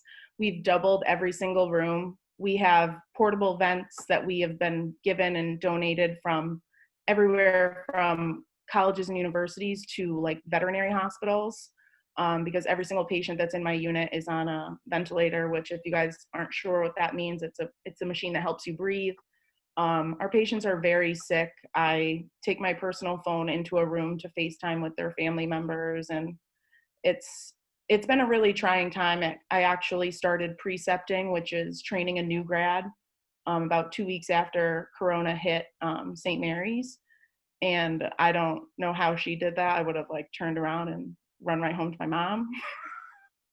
But it's a lot. We deal with the constant fear that, thank God I live alone, but a lot of my family, my work family, are they going to bring it home to them? Are they going to bring it home to their kids, their loved ones? I haven't hugged my parents or my brother in 3 months, which has been difficult, but it's getting better. So thank you for helping. Well, I mean, thank you. Thank you. Yeah. I remember when you were like, I'm going to shift into nursing. I feel like it was like 3 years ago. Maybe you were on the Townies Talk panel. I can't remember. And so you shifted into nursing, and now like this is your the first 5 years of your career. So yes, kind of unexpected. But also, I feel like does it feel like you were thrown in and you've learned a lot from it, like in this crisis? Most certainly. Everyone talks about these are unprecedented times, and I actually kind of hate that phrase at this point, because I don't even know if that really describes what's been going on. We've tried to get the most support from our hospital and, all these other companies that have stopped their normal production of things to produce PPE for us, and the support from the communities near and far for food and snacks and beverages for us have been tremendous. It's been a complete learning experience. I think we'll talk about this in our future, similar to, polio and the AIDS pandemic and things like that. We have all been living this, and this is a part of history, and it's cool to be a part of. Yeah. Thank you for being a part of it. I know I would love to have you as a nurse, because all you would do is make me laugh. I feel like you bring that awesome comedy to your profession. Yes, I try. If anybody has I guess I have one quick question for you about it feels like, I feel like you're doing so much right now, like, and you have all these really ambitious goals. Like, do you feel like, you're taking care of yourself? Have you felt moments of stress like we were talking about before? And like what you do to kind of. Yeah. The stress is pretty real. I feel like I typically can leave things at the door. But this has been very difficult. Yeah. I have my work friends. That's nice. So you would say, like, going into healthcare and nursing, you have a really tight-knit family, like, within that. Like, if that's something. Those are my people. Yeah. On my days off, the few and far between, we go over, try and find a nice little trail to walk and not talk about the pandemic. That's awesome. Cool. So if any students interested in healthcare, nurse, talk to Emily, message her, ask all the questions. Thank you so much. Thanks for being here and also just doing your job and keeping us safe. Okay, now we are going to Tom. What's up, everybody? Yeah, just outside San Francisco. I told you that just because no one would know the town I live in. Wait, what is it? Alameda. Oh, okay, yeah. Yeah, it's right near there. All right, so I guess I'll just tell you a little bit about my story. Class of 2010. And I always wanted to work in sports. That was kind of something that I was just always passionate about. I'm sure like a lot of you guys that grew up with me, we always knew that was that was my thing. So I wanted to work for ESPN since I was so close. And like you said, Colleen, when you're in Watertown, it just feels like, Connecticut's the world when there's really this whole, you can travel anywhere and go anywhere. So ESPN was the goal. I went to Southern. And my first semester, honestly, I didn't really like it all that much. I wanted to join my buddy Ed at UNH, but I couldn't quite swing that. Sorry, but but I guess I started just trying to get involved on campus there. So I joined the campus television station. As I started to study more, I just wanted to be in video production. That was kind of the path that I figured would work best for me to get into sports. So became more passionate about that, joined the TV station, had fun with it, just sort of immersed myself kind of in learning more extracurricular stuff after class. And then I ended up getting a job with Yale's rugby team, just doing their game film. So that kind of fell into my lap, and it was a really cool experience, just, trying to get more things under my belt for the resume. So they told me, like, kind of when I first started at college, that if you wanted to work at ESPN, you'd go through school, all this, and then you could have, do your internship your last semester. And if they like you, then they'll hire you right out of the bat. So that was my goal. And that was sort of my game plan. So I did that. I applied for the internships. I got pretty far, but I didn't get it. And that was just like kind of soul crushing. But it all worked out in the end. Like I mentioned, I was always a big sports fan. I was a huge Miami Dolphins fan. My whole family is. So I was like, all right, you know what? What's sort of the next step? Like, what else can I do? And I just did some research online, just Googling like internships and things like that. So I found something where there was an application, and then I went on LinkedIn and just started messaging, people that were videographers for the Dolphins and stuff. So luckily I got I got a response, and sent an email with a full completed application, and it all sort of worked out, which was pretty crazy. So from there, I moved down to Miami after I graduated, and ended up getting a full-time job there after about 4 or 5 months as an intern, because a spot opened up, which was really cool.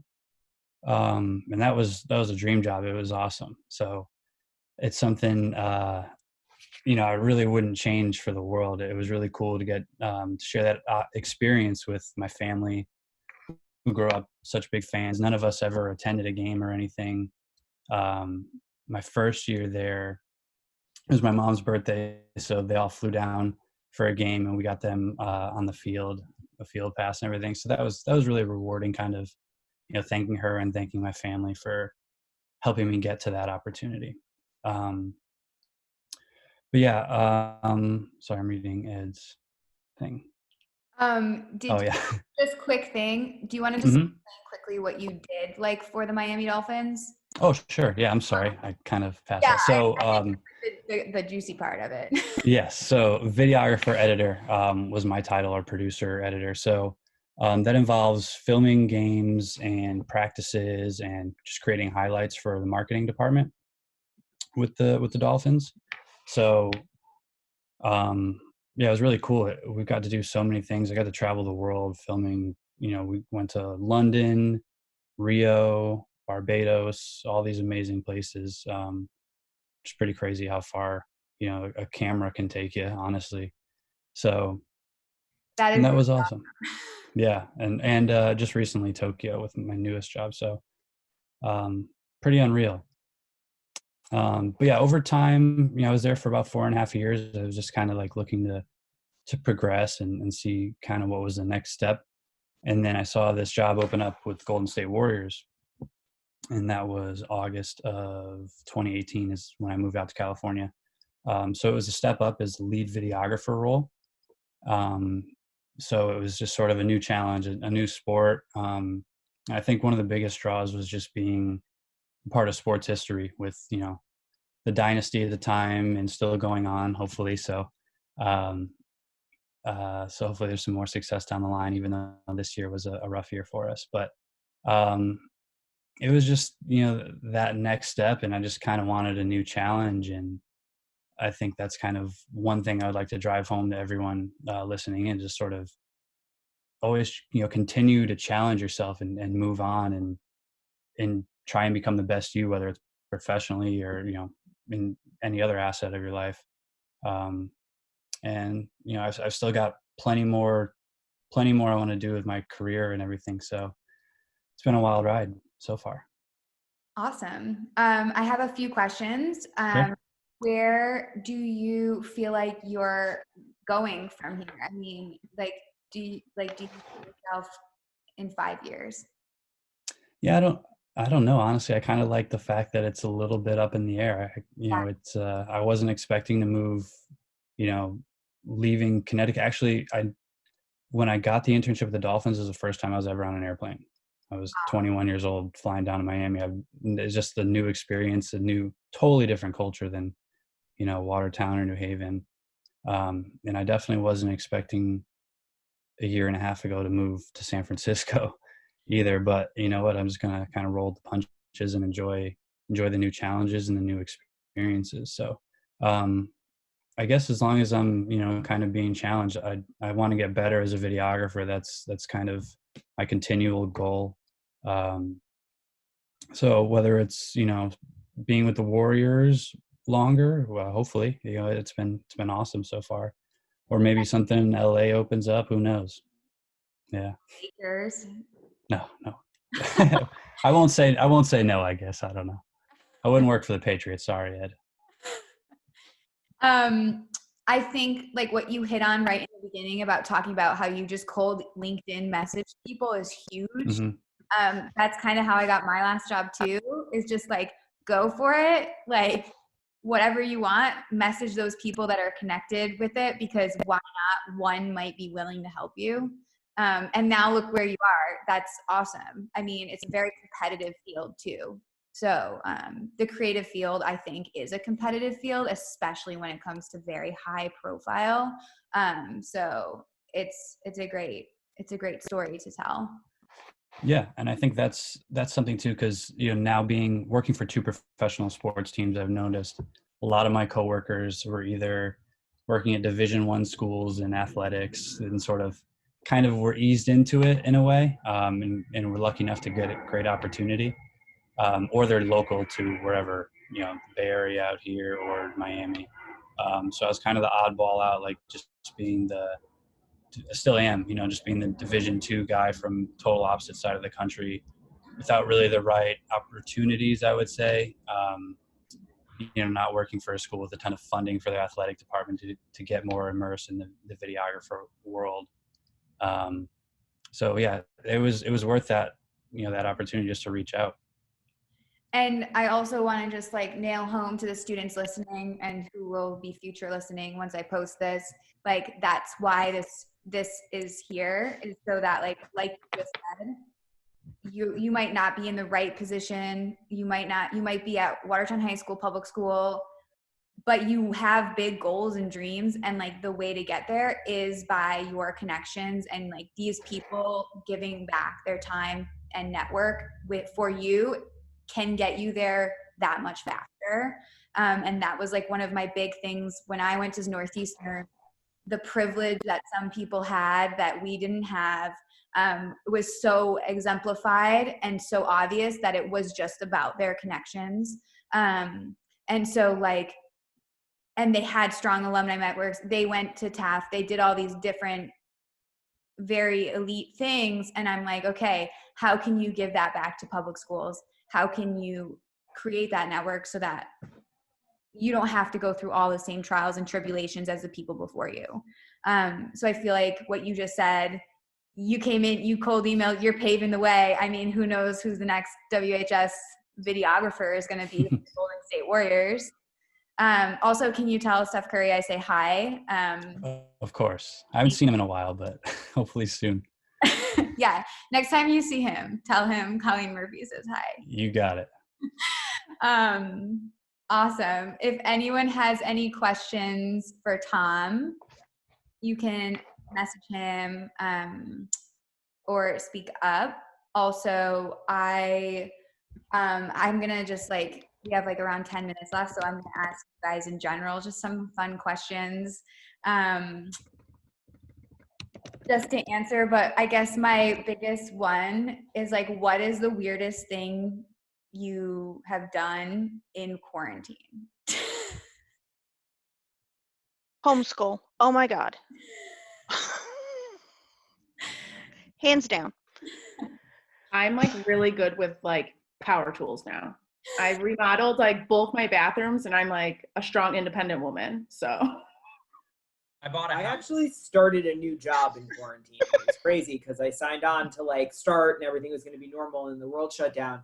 And on my first day, my boss was like, let me see your apartment. So everyone who like didn't even know me, it was like cribs. They're like, what's in your fridge? And I was like, it was by far the strangest thing I've done in like my life. I was like, oh God, now you people know everything and you've never even met me. That would be really strange. Anybody else have any weird things they've done or learned? No?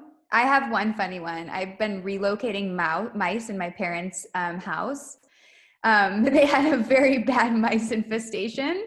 So instead of killing them, I've been rehoming them on a farm in Watertown, but Ed, don't tell them. I forgot Ed is on. Shit. We don't need to see if you got a permit for it. That's it. Needless to say, there are no more mice in my parents' house. Cool. And then I have another question for all of you guys. Like, just one quick question is, if there could, well, I guess I feel like we've kind of touched on it, but I usually ask, if there's one thing you would tell yourself in high school, what would it be? Like if you could go back and tell your like 16-year-old self a piece of advice, what would it be? I've got one. Do your homework, work a little bit harder, because the level of work I had to put in for college was so up there. So if I could have prepared myself a little bit more, like it would have taken maybe an hour more than what I already spent trying not to do something. Just put in a tiny little bit more effort, because it really only gets harder. So, starting those like good practices and creating good habits at an earlier part would have made things a lot easier. So that's definitely one for me. I'm going to pause this quick because we just got a message from Ella, and she says, what would you recommend to students who don't know what they want to do in the future, especially when considering choosing a college?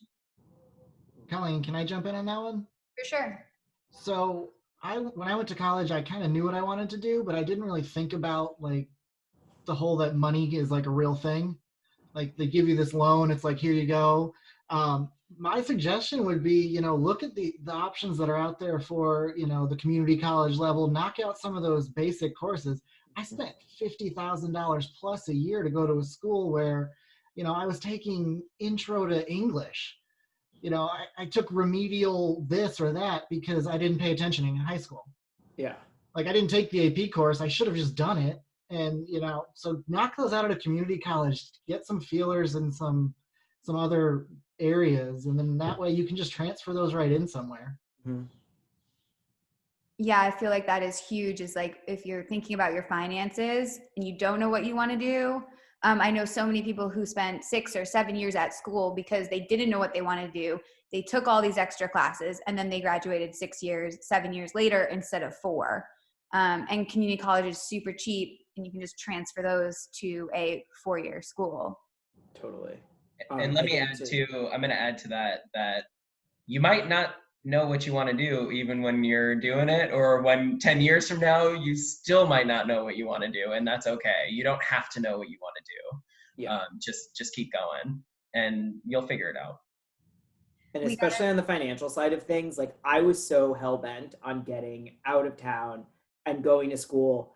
My parents were like, these are yours, you're signing them, they're your thing. And I just signed the paperwork blindly. Like, oh yeah. Yeah. For $30,000. I didn't realize it. That I was like, every year I would just renew it every year. That's how much do I need? And I actually just finished paying in August of 2019. So I paid it for 14 years. And yes, it's done. It's done. It's done. And I called the loan company and I was like, do I get anything? She's like, you'll get a letter confirming it in 6 to 8 weeks. I was like, I wanted like Ed McMahon Publishers Clearinghouse, like balloons, and I got nada. But I think that I could have bought a school for the amount of money I spent for school. Exactly. And like, I do not regret anything. I just wish that I hadn't been so like, I'm getting out, this is where I'm going, this is what I'm doing. Because I applied to one school, I did it early admission. I think I applied in like October. I got in on December 23rd, and I was like, peace, it's like done. Yeah, I used to send my student loan checks in the mail to Northeastern, and I put glitter inside of it, which now I'm thinking back, those poor people opening my envelopes. I talked to the same loan counselor for practically 20 years, and she was just as miserable the first time we did it as when I made my final payment. So, yeah, I like this comment. Student loans suck. All of them. They suck. And like, sadly, in the state of our country, and I'm not making this political, they're a necessary evil. Like they are, unless you are going to live at home and go to a state school, and there's nothing wrong with that. But if you want to expand outside that, like that's just what it is. Just be aware of the, like Matt said, the return on investment and like how. Yeah. But like, I was able to meet so many people and intern a lot, and like I went to like one of the only nationally accredited communications programs. So I have like people I went to college with that I've known for close to 20 years now, that like freshman year, day one, who work at CNBC and who work at Fox and who work at other agencies and who are at Condé Nast and the New York Times and all over the place. So it's like, that's invaluable. Like writing a $600 check every month, like really hurts though. Yeah, like if you're going to a school and you know what you want and it's an amazing school and you're going to have to invest, but after you get out, you know that like your connections and what you learn is going to get you that money back. Okay, that's your investment. We have 2 questions. One, Owen asked Tom, he's majoring in sports management and thinking of doing a minor in sports broadcasting. What do you think would be the best option for a minor with a major in sports management? Would it be sports broadcasting, or should he think of something else? Gotcha. Yeah, that's a tough one. I think I never actually ended up minoring in anything myself. I wanted to do graphic design, but I never really did. But I think the more time you spend in some of those classes for your major, you'll kind of figure out what sort of aspect you want to learn.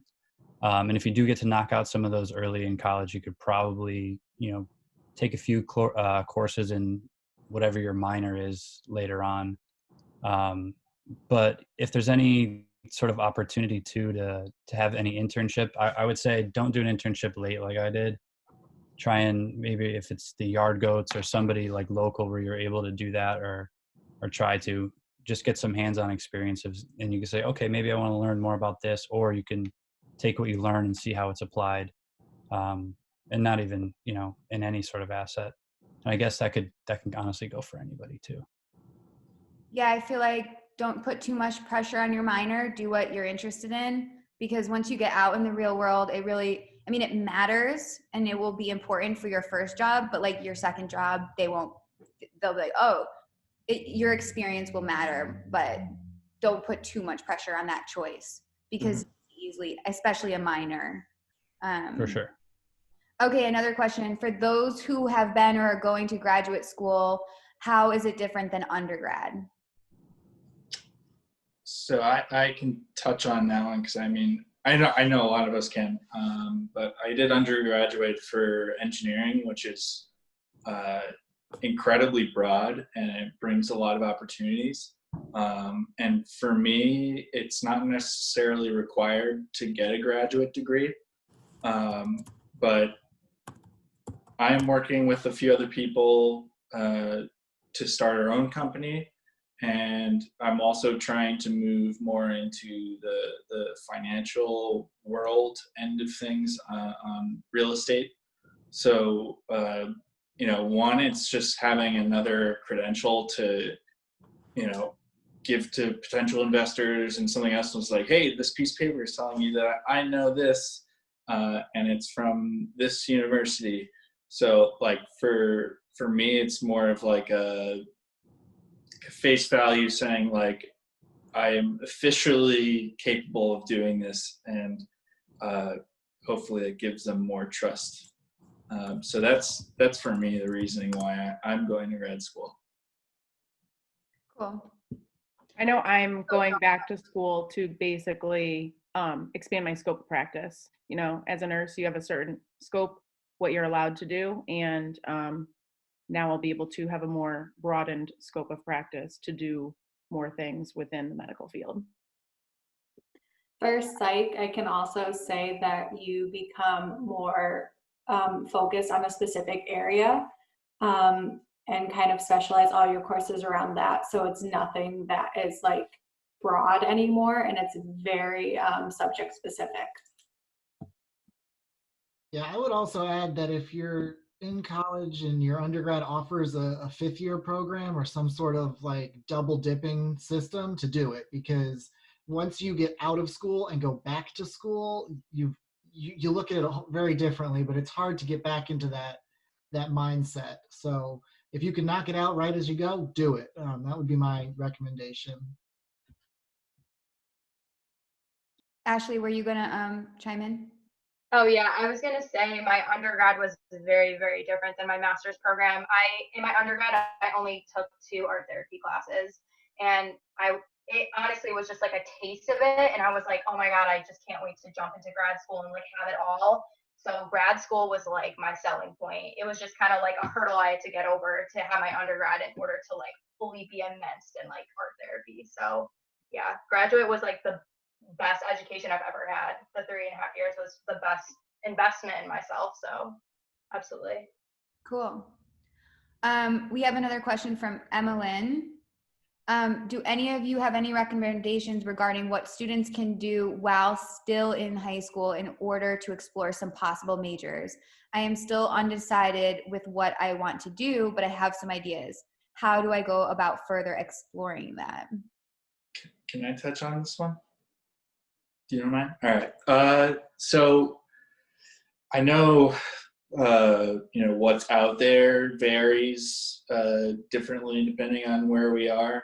When I was in New York, I was an active member of the Explorers program. It's run through the Scouts of America, and it basically gives the opportunity for high school students to explore different career paths by actually, like I would host 60 kids at our firm at night, so it'd be after work hours. And basically I would give them like a high level explanation of what we do, how we got there. So what degree is required to work for us, and what our day-to-day is like. And we just kind of give them an understanding. And they had the opportunity to do that at engineering firms, construction firms, law firms, hospitals, like everything. So I know there are programs out there that will allow you at no cost to just explore what's out there. And, I've had a lot of people that come in, they don't know anything or what they want to do, and now they're becoming an engineer. I turned one of our participants from, a person in that program. He inspired me a lot. So we made him a high school intern, and now he's in college getting his mechanical engineering degree, and he's going to be a repeat intern and then hopefully work for us later on. So, in terms of human capital, I know there's a big push now to start recruiting from high school age and start growing our future workforce from that early on. So definitely start looking out there. I think Explorers program is in a few different cities, so just take a look. It's through the Scouts of America, Boy Scouts. So I know there's stuff out there. Take a look. Also, use this network. Go to townmag.co.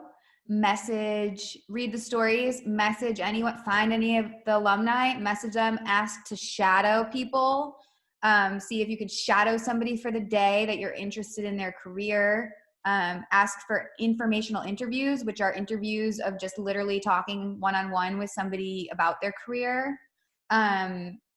That being in this alumni panel just gave you insight into 12 completely different realms of the world. So I feel like those are some things you can definitely do. And then Ed said volunteering, which yes, volunteer your time. If there's an internship you see online, ask to be an intern. Ask random people if you like what they're doing. Be like, can I intern for you for the summer? I feel like that's just go for it. Can I add to that too? So 2 things. I like the intern stuff. I think now would be a really good time to get that stuff done, because when you're in college, it's really hard. So 2 important things that I've learned is, 1, know your worth. I was never a fan of unpaid internships, never did them. Never wanted to be that person who was going to run and grab coffee for the directors and all that kind of stuff to work my way in. I just went into it. And also, don't be afraid to take risks, whether it's now in getting better at public speaking or social outreach or linking up with people, and honestly, message us on LinkedIn, ask us questions.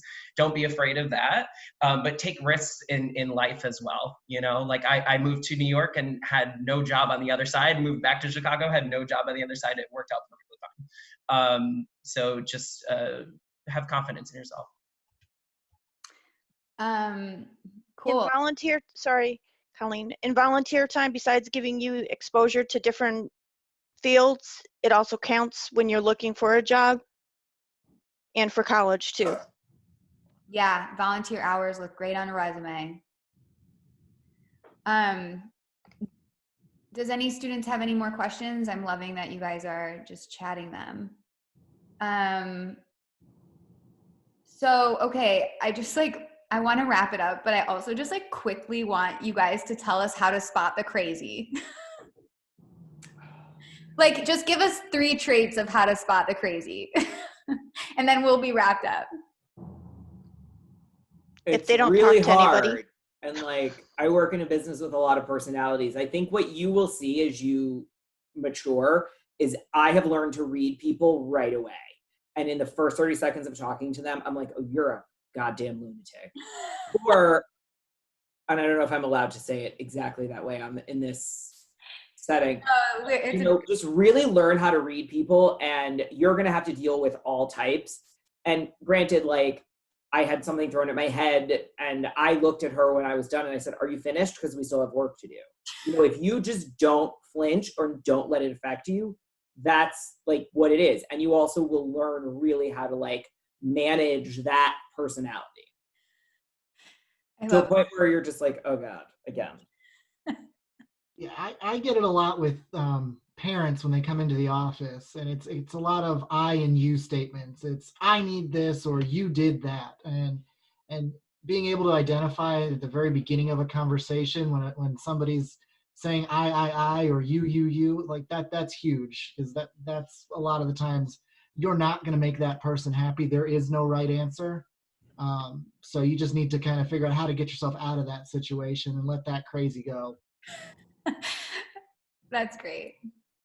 Ed, did you want to add really quick? Yeah, I mean, definitely I've dealt with a wide variety of different settings and people, from, you know, Billy and Susie fighting over who overcooked their burger in the park to, you know, all out brawls. But honestly, this is actually like, it's funny, but the truth is like life lesson going through careers and things. Like when I train new guys, I always tell them, basically you will feed or dictate the other person that you're interacting with, their attitude. So if you're angry, they're going to be angry. Like if you're sad, they're going to be sad. People are going to feed off of you when you interact with them. So the calmer you can stay, or the more level-headed you can be, like basically don't let your action cause another or bigger reaction. You'll make it through just about any setting with that. I love it. Well, thank you everyone for spending your time doing this. I feel like we just covered so much. So I hope it was helpful for you students, and make sure you guys, students, share with your friends. I'm going to post this to social media, or I can send it out. So just let your friends know if they want to watch. Also follow us on social media, because we have people sharing their stories every month. Alumni share their stories. So follow us on Instagram, Twitter, Facebook. Go to townmag.co, check it out. There's like 60 stories for alumni up there. So you can go check that out. And reach out to these alumni, ask questions. They're all dropping their emails in the chat. So if you want to drop your email for people to ask you any questions, please do. And I hope that this was informative, and thank you everyone for participating. I know we went over, but I felt like, wow, there was a lot that came out of this.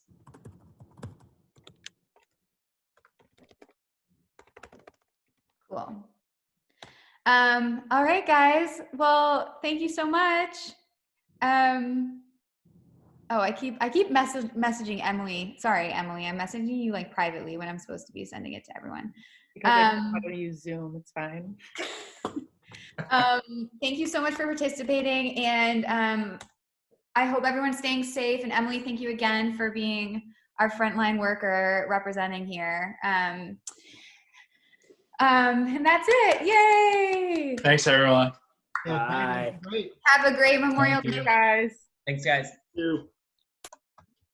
Thanks, everyone. Bye.